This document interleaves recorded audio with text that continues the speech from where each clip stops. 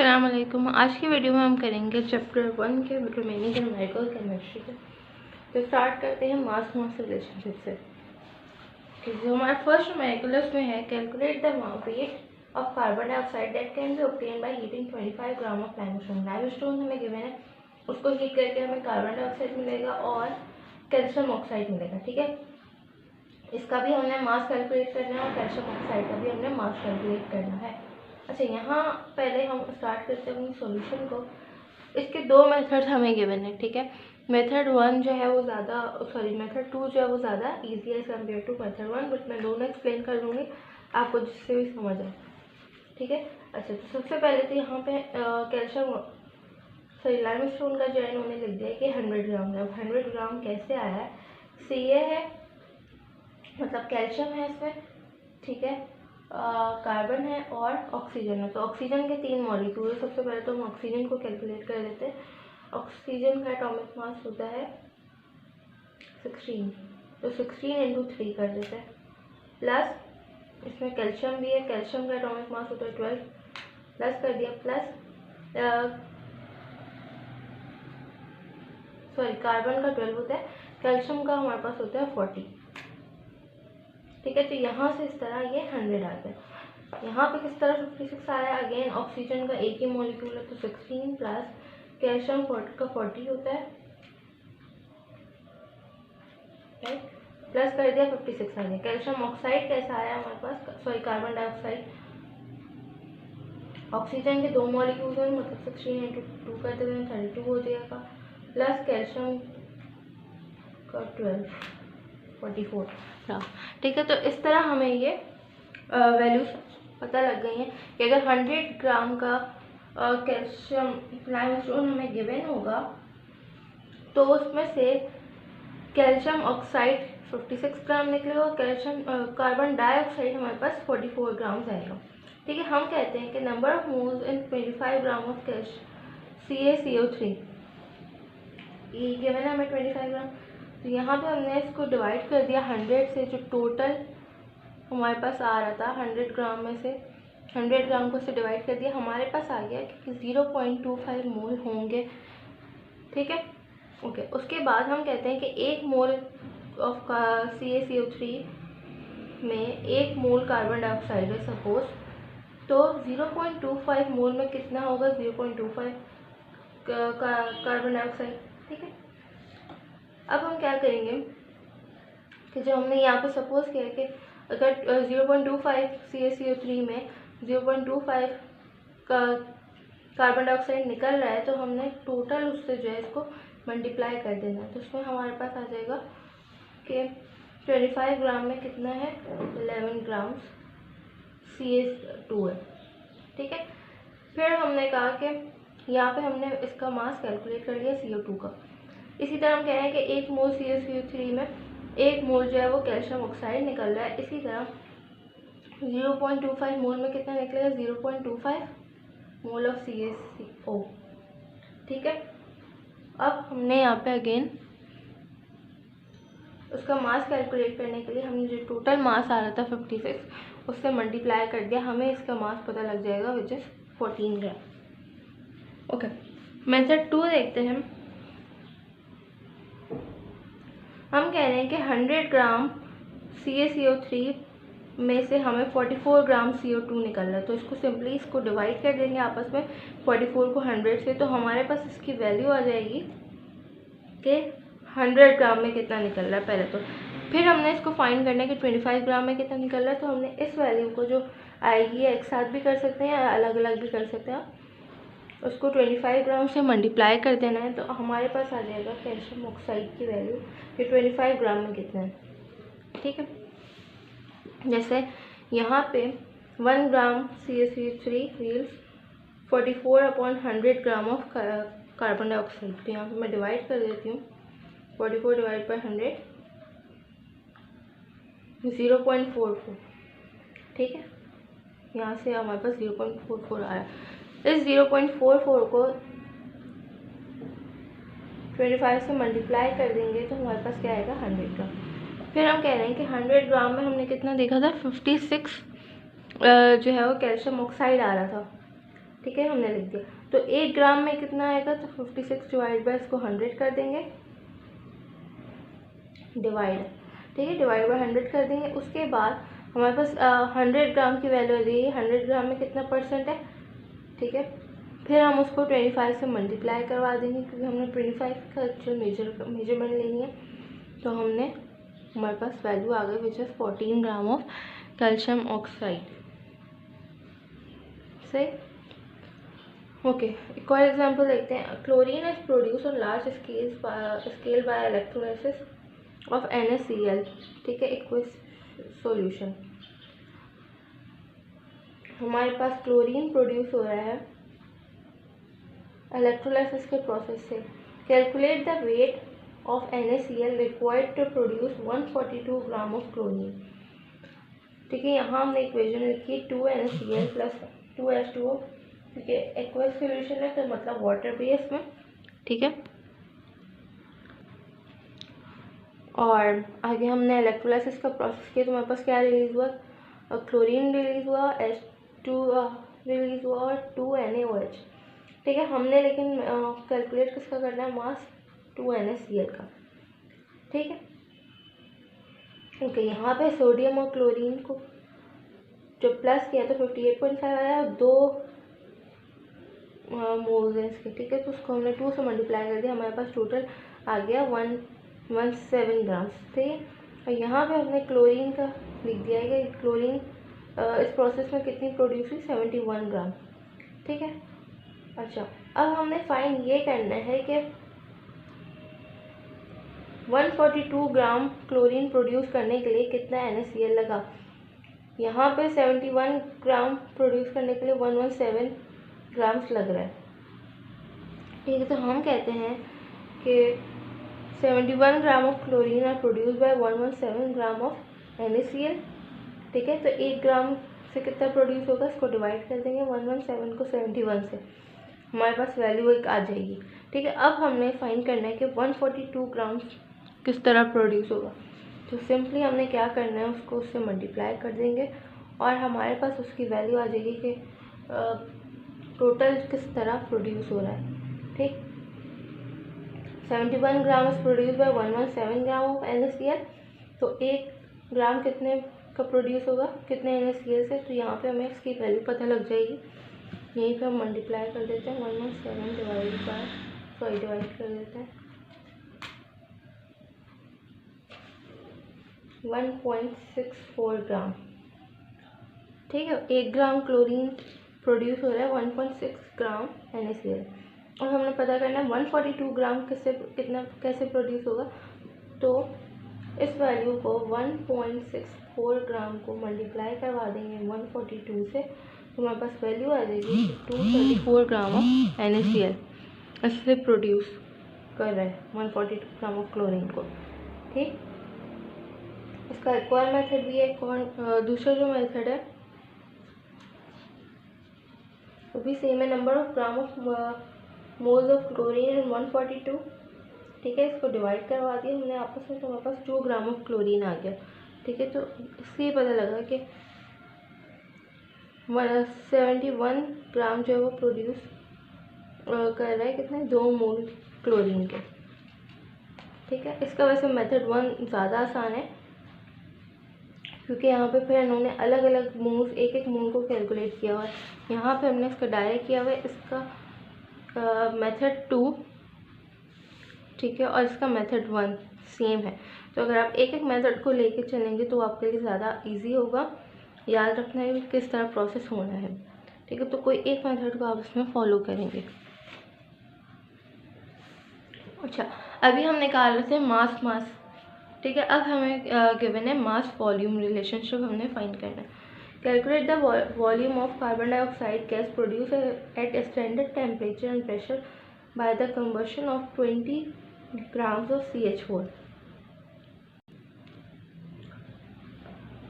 तो यहाँ पे हमें गिवन है CH4 इक्वेशन जो है उसकी, जो मीथेन होती है उसमें हम जब ऑक्सीजन डाल दें, ऑक्सीजन के साथ जब रिएक्ट करती है, कंबशन प्रोसेस होता है, तो हमारे पास क्या रिलीज होता है, कार्बन डाइऑक्साइड और 2H2 और वाटर रिलीज होता है, ठीक है। और हमने फाइंड करना है इसका वॉल्यूम। तो हम कह रहे हैं number of moles of CH4 in 20 grams. 20 grams में हमने फाइंड करना है given mass of CH4 upon molar mass निकालेंगे उसका। ठीक है, तो गिवन मास क्या है हमारे पास 20 हमें गिवन है इसका टोटल। मोलर मास कैसे निकला है, CH4 है तो कार्बन का 12 प्लस हाइड्रोजन के 4 मॉलिक्यूल में 4 प्लस कर देंगे 16 आ गया।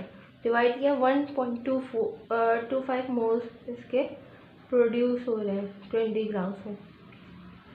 सही, 1 mole of CH4 gives 1 mole of carbon dioxide. ठीक है, हम कह रहे हैं वही बात जो हमने यहाँ इस न्यूमेरिकल में देखी थी कि 1 मोल इतना प्रोड्यूस कर रहा है, तो 1.25 मोल कितने प्रोड्यूस करेंगे, 1.25 मोल ऑफ कार्बन डाइऑक्साइड। ठीक है, number of mole of CO2 gas STP 1.25। 1 mole of CO2 gas occupies a volume of 22.4 diameter. ये जो है वो स्टैंडर्ड वैल्यू है, या फिर ऐसी याद करनी पड़ेगी कि इतना वॉल्यूम जो है वो कवर कर रहा होता है CO2 गैस। और यहाँ पे जो हमारे पास ग्राम का है वो 1.25 ग्राम है। तो हम इस 1.25 को टोटल जो हमारे पास वॉल्यूम कवर कर रहा है उससे मल्टीप्लाई करवा देंगे, हमारे पास टोटल वैल्यू आ जाएगी कि कितना वॉल्यूम जो है वो कवर कर रही है कार्बन डाइऑक्साइड गैस। सही, ओके। अब इसका न्यूमेरिकल एग्जाम्पल नंबर 2 देखते हैं। Calculate the volume of oxygen at STP for the complete combustion of 2 moles of carbon disulphide. Calculate the volume of carbon dioxide and SO2 produce also. हमने 3 चीज़ों की जो है वॉल्यूम कैलकुलेट करनी है, O2 की, CO2 की और एक SO2 की, कैल्शियम सल्फेट ऑक्साइड जो प्रोड्यूस हो रहा है। ओके, इक्वेशन क्या है हमारे पास कि कार्बन डाइसल्फाइड प्लस जब होगा ऑक्सीजन के साथ तो हमारे पास कार्बन डाइऑक्साइड प्रोड्यूस होगी और सल्फाइड ऑक्साइड प्रोड्यूस होगी। ठीक है, this equation shows that 1 mole of CH2 reacts with 3 moles of O2 to give 1 mole of carbon dioxide and 2 moles of SO2। ठीक है, तो यहाँ पे क्या कह रहे हैं हम, 1 mole of CH2 reacts with 3 moles of oxygen.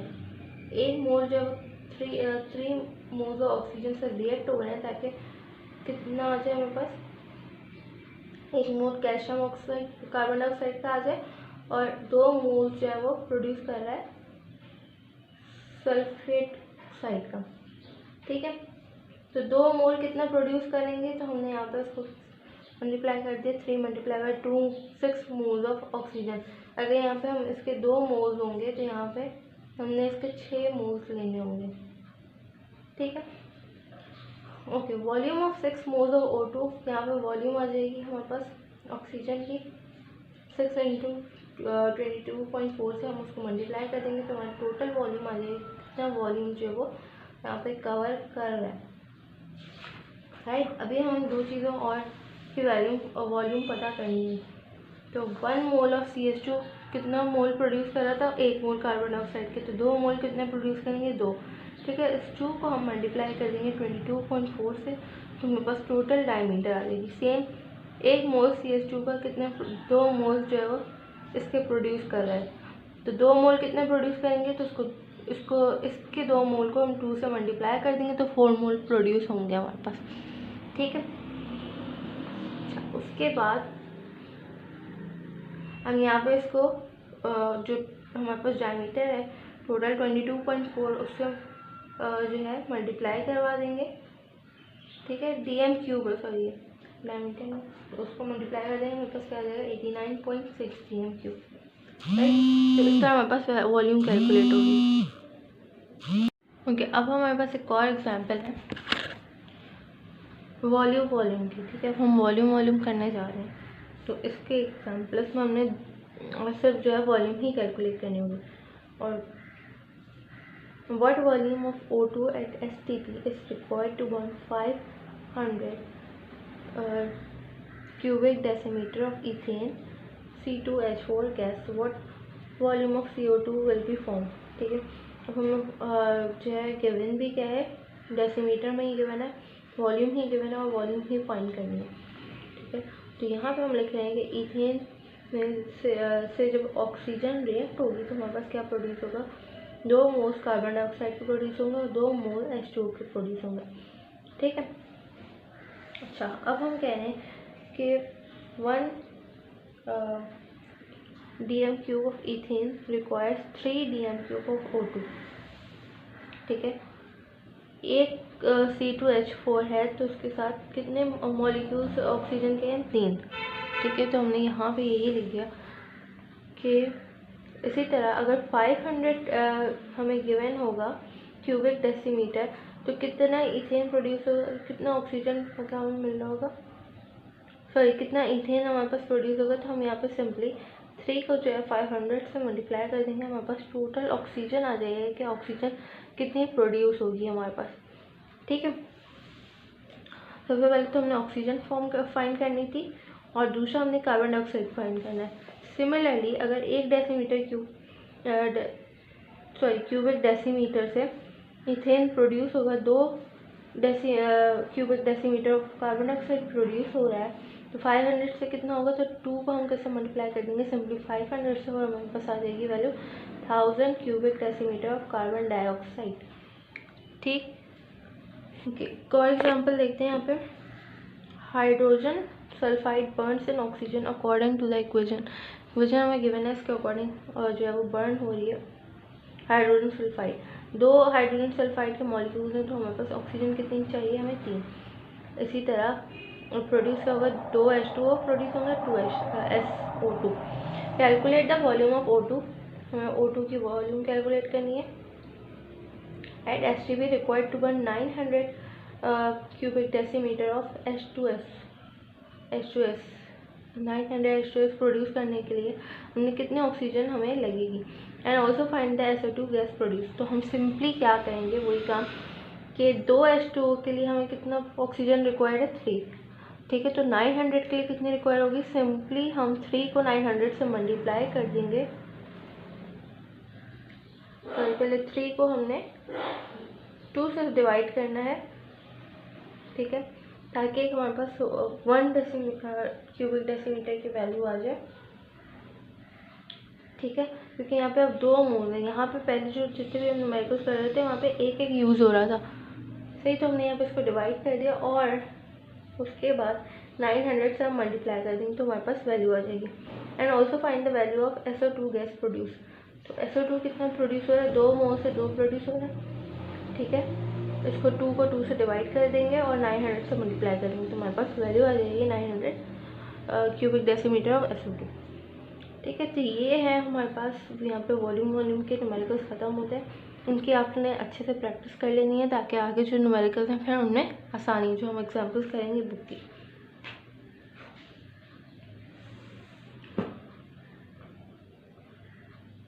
Okay, limiting रिएक्टिवनेस को भी थोड़ा सा देख लेते हैं। Okay, how many grams of sodium thisulfide will be produced when 200 grams of each the 3 reactant Na2S, Na2CO3 and SO2 are react together। तो हमने find ये करना है कितना सोडियम थाइसल्फेट प्रोड्यूस हो रहा है। ठीक है, ये चीज़ हमने फाइंड करनी है और बाकी चीज़ें जो है 200 ग्राम है सबके, सही। तो सिंपली हम क्या करेंगे, इनके सबसे पहले हमने अलग अलग ग्राम फाइंड करने हैं। ठीक है, जो हमने मोलर मास निकालते हैं वो फाइंड करना है सबसे पहले तो हमने। उसके बाद सारे कितने हैं, 200 ग्राम है, उनको डिवाइड कर देंगे सबको उनके मोलर मास से। जैसे Na2S में कितना उसका मोलर मास के 78 डिवाइड कर दिए तो हमारे पास टोटल मोल्स आ जाएंगे सबके अलग अलग। ठीक है, उसके बाद हमने फाइंड क्या करना है, actually how many gram of sodium thiosulphate can be produce, ये फाइंड करना है कि कितने ग्राम ये प्रोड्यूस हो रही है। ठीक है, तो 1 mole of Na2CO3 react with 2 mole of Na2S, 2 मोल से जब रिएक्ट होगा, ठीक है, ये 1 मोल है इसका, इसके 2 हैं, इसके 4 हैं, इसके 3 प्रोड्यूस हो रहा है और इसका तो 1 है। ठीक है, तो जब 2 मोल से रिएक्ट हुआ तो हमारे पास कितना आया, तो 1.86 जब रिएक्ट करेगा इससे दोनों तरफ से तो कितने टोटल मोल्स आएंगे हमने ये बता दिया, ठीक है। इसी तरह Na2CO3 रिएक्ट हो रहा है 4 मोल्स से CO2 से, तो कितना इसके मोल्स 1.886 मोल्स ही इसके आ रहे हैं, ठीक है। तो उसको हमने 4 से मल्टीप्लाई कर दिया, ठीक है। यहाँ इस कैलकुलेशन से we got that neither Na2S nor SO2 are available in the quantity to consume 1.886 mole of Na2CO3. So Na2CO3 is present in excess. जो हमें कैलकुलेशन गिवन थी इससे हमें फाइंड नहीं कर सके, तो उसका मतलब कि ये ज़्यादा क्वांटिटी में गिवन होगा, ठीक है। इतना ये वैसे इम्पोर्टेंट नहीं है, थोड़ी सी कैलकुलेशन इसकी देख लिएगा। लेकिन 2 moles of Na2S react with 4 moles of SO2, तो हमने यहाँ पे अगर 2 मोल्स रिएक्ट कर रहे हैं तो क्या वैल्यू आएगी, इसको उससे मल्टीप्लाई कर रहे थे, तो ये वाली वैल्यू हम आपस में मल्टीप्लाई कर रहे थे 4। अब Na2S के लिए फाइंड कर रहे हैं, तो इसके मोल्स कितने आए थे 2.56, ठीक है। इसको 2 मोल्स से इसके डिवाइड कर दिया, हमारे पास मोल्स आ गए, ठीक है। इसी तरह हमने इसको सबको अलग अलग करके वैल्यूज़ को फाइंड करना है और हमारे पास एंड में फिर टोटल ग्राम आ जाएगी। इसको ट्राई किएगा, नहीं होता तो मुझे बताइएगा, मैं आगे उसको एक्सप्लेन कर दूँगी फर्दर, राइट। तो यहाँ पे हमारा जो बुक के एग्जांपल्स थी इस चैप्टर की वो यहाँ पे ख़त्म हो गई है।